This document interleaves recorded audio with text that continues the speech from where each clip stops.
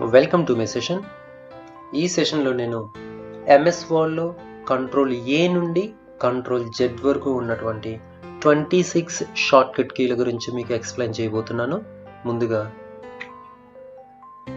Control A డాక్యుమెంట్లో ఉన్న మొత్తం డేటాను ఒకేసారి సెలెక్ట్ చేసేటందుకు కంట్రోల్ ఏ అనే షార్ట్కట్ కీ ఉపయోగపడుతుంది. కంట్రోల్ బి అనేది సెలెక్టెడ్ డేటాని బోల్డ్ చేయడానికి కంట్రోల్ బి అనే షార్ట్కట్ కి ఉపయోగపడుతుంది.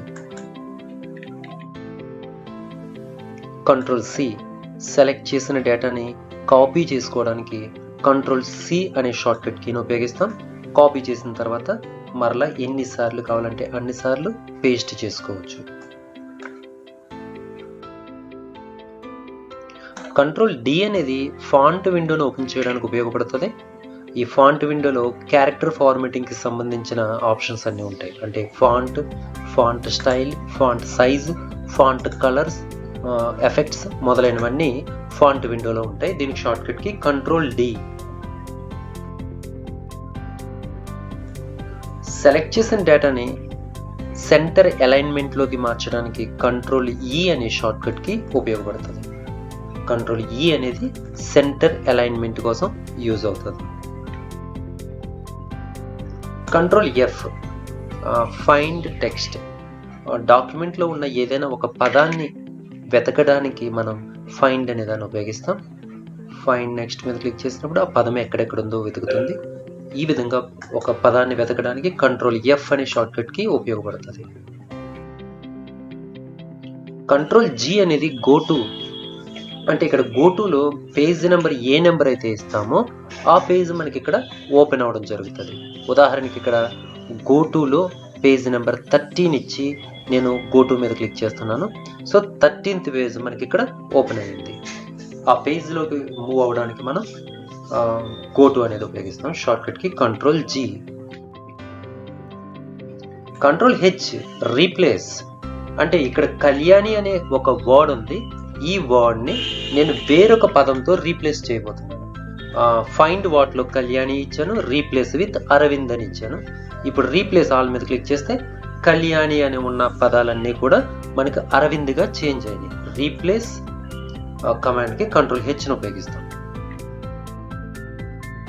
కంట్రోల్ ఐ అనేది ఇటాలిక్. ఈ విధంగా సెలెక్ట్ చేసిన డేటాని ఇలా ఇటాలిక్గా మార్చడానికి కంట్రోల్ ఐ అనే షార్ట్కట్కి యూజ్ అవుతుంది. కంట్రోల్ జే ఏదైనా ఒక పారాగ్రాఫ్ని జస్టిఫై చేయడానికి, అంటే అలైన్మెంట్లో లెఫ్ట్ అలైన్మెంట్ డిఫాల్ట్గా లెఫ్ట్ అలైన్మెంట్లో ఉంటుంది. దాన్ని జస్టిఫై చేయడానికి మనం కంట్రోల్ జే అనే షార్ట్కట్ కీని ఉపయోగిస్తాం. ఈ విధంగా ఉంటుంది జస్టిఫై చేస్తే.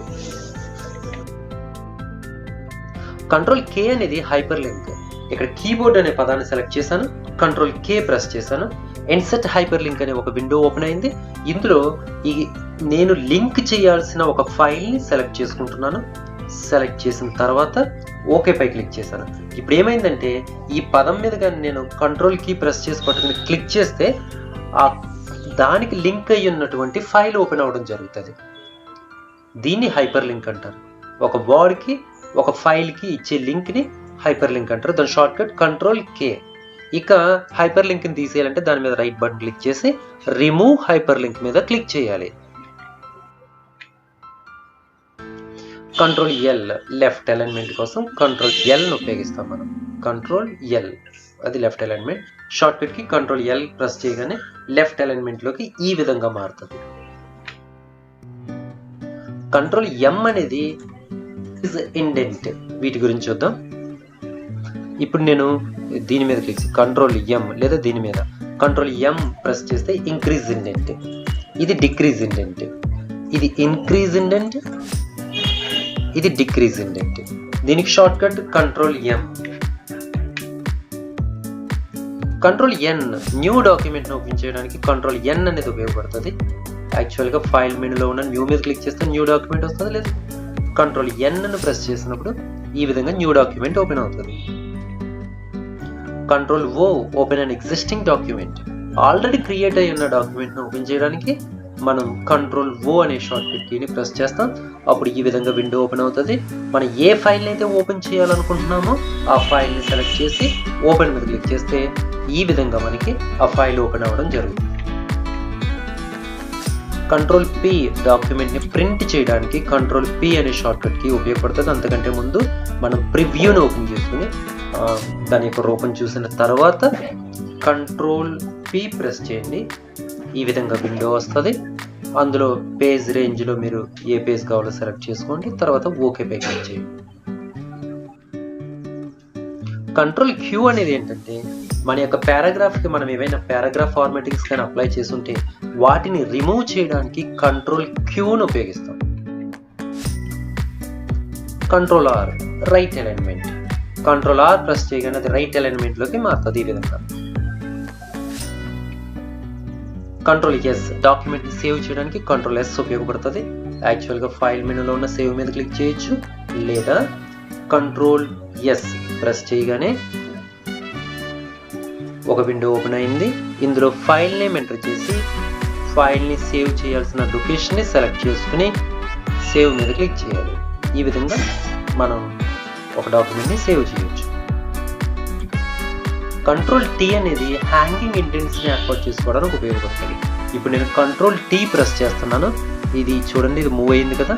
కంట్రోల్ T ప్రెస్ చేస్తుంటే అది మూవ్ అయింది. ఇప్పుడు ఫైనల్గా ఎంటర్ కీ ప్రెస్ చేస్తున్నాను. అక్కడ చూడండి, ఇక్కడ ఎంటర్ కీ ప్రెస్ చేశాను. ఇక్కడికి ట్యాబ్ స్టాప్ అవుతుంది. అంటే నేను ఇక్కడ ఈ నేమ్ ఇది టైప్ చేసిన తర్వాత ట్యాబ్ కొడితే నెక్స్ట్ ట్యాబ్ స్టాప్ ఇక్కడికి వచ్చింది. అంటే అక్కడి నుంచి డేటా టైప్ అవుతుంది. అంటే కాలమ్స్ రూపంలో ఉండే డేటాని టైప్ చేసుకునే ముందు మనం హ్యాంగింగ్ ఇండెంట్స్ని పెట్టుకుంటాం. ఇప్పుడు చూడండి, ఇక్కడ నేమ్ టైప్ చేస్తున్నాను. ట్యాబ్ కొట్టగానే ఆ కాలంలో కాలం రూపంలో డేటా టైప్ అవుతుంది. మరలా ఇక్కడ ఇంకొక నేమ్ ఎంటర్ చేస్తున్నా. నేను ట్యాబ్ కొట్టగానే నా ట్యాబ్ స్టాప్ వెళ్ళి కరెక్ట్గా కాలం దగ్గర అవుతుంది. కాలమ్స్ రూపంలో డేటాను టైప్ చేసుకునే ముందు హ్యాంగింగ్ ఇండెంట్స్ని ఏర్పాటు చేసుకోవడానికి కంట్రోల్ T అనే షార్ట్ కట్ కీని యూజ్ చేస్తాం. సో ఈ రూపంలో డేటాను టైప్ చేసుకోవచ్చు. అప్పుడు కంట్రోల్ U అనేది అండర్లైన్ కోసం ఉపయోగిస్తాం.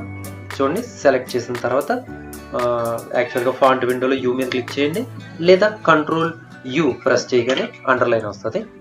ఆ అండర్లైన్ యొక్క స్టైల్స్ కూడా మరలా మనం ఈ విధంగా మార్చుకోవచ్చు. ఇక్కడ కావాల్సిన అండర్లైన్ని తీసుకోవచ్చు దీని నుంచి.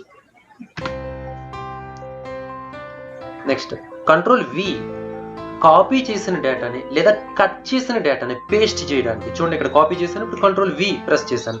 ఈ విధంగా డేటా పేస్ట్ అవుతుంది. అంటే ముందుగా కాపీ కానీ కట్ కానీ చేయాలి. ఆ తర్వాత మరలా చూడండి, కంట్రోల్ V ప్రెస్ చేశాను. ఇదిగో మరలా డేటా డిస్ప్లే అయింది. కాపీ కానీ కట్ కానీ చేసిన డేటాని పేస్ట్ చేయడానికి కంట్రోల్ V అనే షార్ట్ కట్ కి ఉపయోగపడుతుంది. నెక్స్ట్ కంట్రోల్ W ప్రస్తుతం ఓపెన్ అయి ఉన్న డాక్యుమెంట్ ని క్లోజ్ చేయడానికి. ఈ విధంగా క్లోజ్ అవుతుంది. మరలా నేను ఇంకో ఫైల్ ఓపెన్ చేస్తున్నాను. ఓపెన్ అయిన తర్వాత చూడండి, కంట్రోల్ W ప్రెస్ చేశాను. ఆ డాక్యుమెంట్ క్లోజ్ అయింది. కంట్రోల్ X సెలెక్ట్ చేసిన డేటాని కట్ చేయడానికి కంట్రోల్ X అనే షార్ట్ కట్ కి ఉపయోగపడుతుంది. చూడండి, కంట్రోల్ X కట్ అయింది. ఈ విధంగా ఒకసారి కట్ చేసిన డేటాని ఎన్నిసార్లు అయినా మనం పేస్ట్ చేసుకోవచ్చు. కంట్రోల్ V ద్వారా పేస్ట్ చేయొచ్చు. ఈ విధంగా ఇక చివరిగా కంట్రోల్ Y మరియు కంట్రోల్ Z. కంట్రోల్ Y అనేది రీడు, కంట్రోల్ Z అనేది అండు. ఇక్కడ చూడండి, ఈ టూల్ని అండు అంటారు, దీన్ని రీడు అంటారు. ఇక కంట్రోల్ Z ప్రెస్ చేస్తే అండు అవుతుంది. అంటే డాక్యుమెంట్లో ఏమేమి పనులు చేసామో స్టెప్ బై స్టెప్ ప్రీవియస్ పొజిషన్కి వెళ్తూ మనం చూడొచ్చు. అంటే వరుసగా చేసిన పనులన్నీ కూడా మనం వెనక్కి వెళ్తూ స్టెప్ బై స్టెప్ వాటిని చూడడానికి అండు అనేది ఉపయోగపడుతుంది. మరలా ఆ పొజిషన్ నుండి ప్రజెంట్ పొజిషన్ వరకు రావడానికి రీడు అంటే కంట్రోల్ Y అనే షార్ట్ కట్ను ఉపయోగించాలి. దీనికి ఎగ్జాంపుల్ చూద్దాం. ఇక్కడ చూడండి, నేను ఈ డేటాను డిలీట్ చేస్తున్నాను. ఓకే, మరలా డిలీట్ అయిన డేటా నాకు కావాలంటే కంట్రోల్ Z ని ప్రెస్ చేస్తాను. ఈ విధంగా తిరిగి పొందుతాను.